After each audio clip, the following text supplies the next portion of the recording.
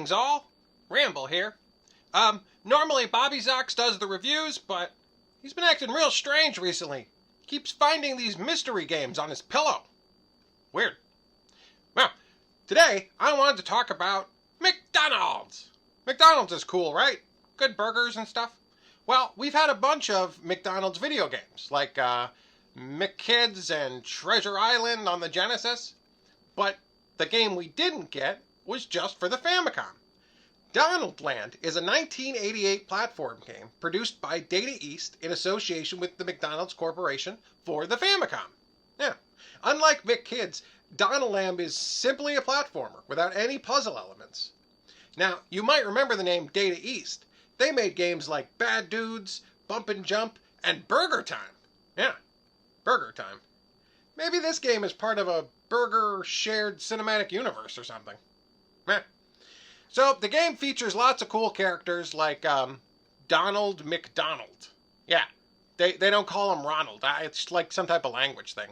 But there's also Mary McCheese, Grimace, Captain Crook, Officer Big Mac, the Hamburglar. They're all in there. So let's check out the game, and hopefully Bobby Sox will be back soon. He's acting real strange. All right. So here we have your normal Famicom cart. These things come in lots of cool colors and have neat artwork on them. I actually like them a lot. But the pins on the bottom here, they're not the same as the pins in an NES cart. So if you try to play it in your NES, it won't work. Now, one thing you can do is get a honeybee adapter like this one. They're pretty cheap, and they do have the right size pins. I always get these confused in forwards and backwards, because for different systems they work differently.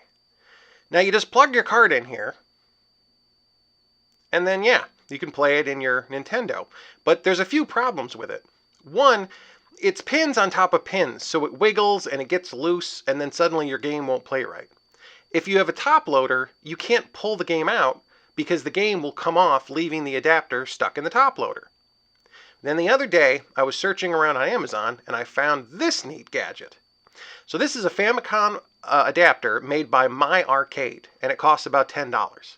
It's shaped just like an NES cart, and your Famicom cart fits right in it. Pretty cool, huh? It's got a great handle on top, so if you go to pull it out, it'll work fine. I really like this thing and think it's worth purchasing. For $10 you can't beat it, and thus far it's worked great for me. Now in a second I'll show you how they actually fit into your system and how easy they are to get in and out. Now here's my original Nintendo toaster model. You can see it pops right out, and it pulls out just like a normal cart would. Now here, I'll try it on my fancy old school top loader. Fits right in perfect. Hit the power button. Ooh, looks like I might have to clean this cart a little bit, but yeah, works great. Cool, huh? Pick one up. Unlike MC Kids, Donald Land is simply a platformer without any puzzle elements to it. The game centers on Ronald McDonald, often known as Donald McDonald in Japan, moving from left to right and fighting bad guys. Most of Ronald's companions have been kidnapped, and all the animals have turned feral. His brainwashed companions will occasionally attack Ronald, but he can defend himself using apple bombs. They're thrown in a carefully calculated 8-bit arc, because throwing things straight is lame. You take that mess to Wendy's, get a square burger and an educational toy. Not in my house. As you can see, Ronald can jump really high, and he can kind of arc all of his apple bombs to land in different ways to hit his opponents. Jumping on the opponents doesn't do anything, so you can't play this Mario style. Players have the opportunity to collect up 100 hamburger icons throughout the game to get a bonus life. It's also possible to play a minigame challenge to earn commodities that the player orders from McDonald's. Now, from the second stage onward, the levels become more demanding, with emphasis on making jumps from a platform to platform while avoiding bottomless pits.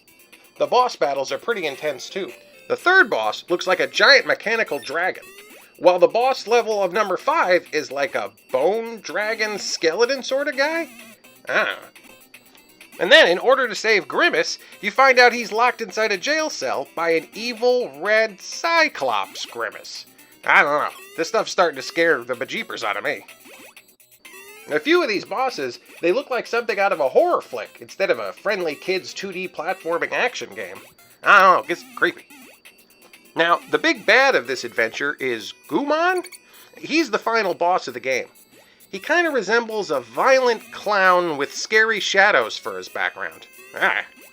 Goomon is an original character to the game and does not appear in any other McDonald's merchandise. And trust me, I looked. I went all the way to the bottom of the Happy Meal bag and I couldn't find this evil clown. Terrible. But, after enough hard work and determination and Filet-O-Fish and, the ice cream cone, you could finally win. And I gotta tell you, it's pretty satisfying. This was all in all a pretty good game. And I liked the end screen too, because I do feel like a hero.